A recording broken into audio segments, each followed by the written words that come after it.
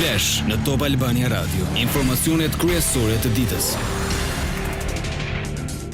Përshëndetje, këto janë lajmet e orës 16. Përshëndetje.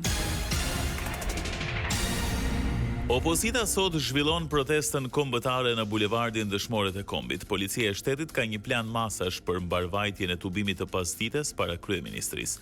Forcat e shumta policore do të jenë në gatishmëri për të siguruar mbarvajtjen me autobote dhe gjithashtu gaz lotësielës nëse ka përplasje me protestues.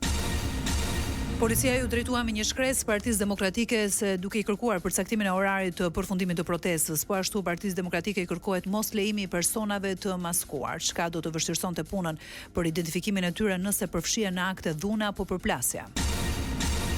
Prej mesnate u ndalua parkimi në bulevardin Dëshmorët e Kombit, ndërsa nga ora 15 është bllokuar totalisht qarkullimi në bulevardin Dëshmorët e Kombit nga Ministria e Brendshme te sheshi Nën Tereza, po nga ora 15 u bën të pakalueshme rrugët lidhëse Ukraina e Lirë, Papa Gjon Pali II dhe Ismail Qemali.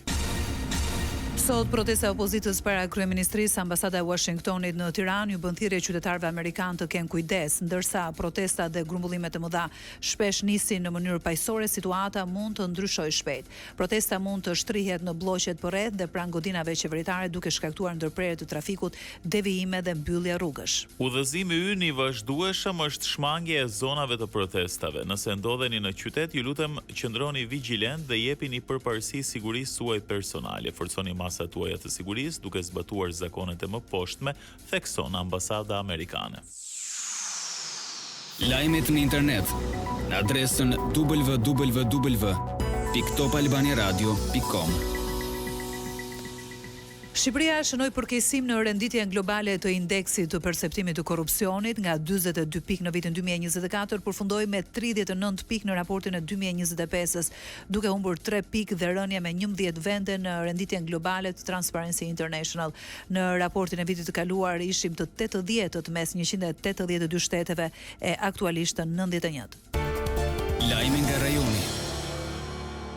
Në Hag, prokuroria speciale pretendon se Hashim Thaçi ka gënjur disa herë ndërkombëtarët, ndaj deklaratat e këtyre të fundit duhet të merren me rezervë lidhur me UÇK-n, komandën e organizatës dhe rolin e ish-sheprorëve në të. Po ashtu prokuroria ngre pretendime se Hashim Thaçi ka qenë përkrahas i drejt për drejt i qëllimit të përbashkët kriminal.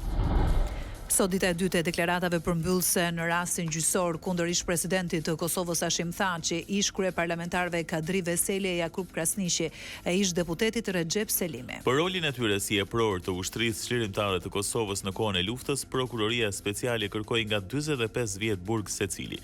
Ata akuzohen për krime lufte dhe kundër njerëzimit, që të katërt u deklaruan të pafajshëm. Presidenti i Kosovës Vjosa Osmani thret për nesër në mesditë seancën e konstituimit të kuvendit. Ky është kuvendi i dal nga zgjedhjet e 28 dhjetorit të kaluar. Kujtojmë se Kosova u përball me një krizë të thellë institucionale dhe politike pas parlamentarëve të 9 shkurtit 2025. Kjo pasi partitë shqiptare nuk arritën të binin dakord për zgjedhjen e kryetarit të kuvendit. Lajme nga bota.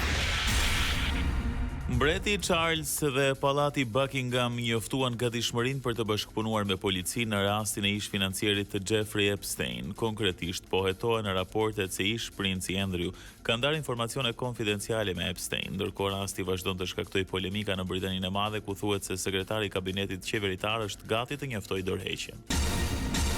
Ndërkaq, dyshohet se Departamenti Amerikan i Drejtësisë shkeli ligjin duke fshirë emrat e të paktën 6 burrave që ka të ngjarë të jenë të përfshirë në skandalin Epstein.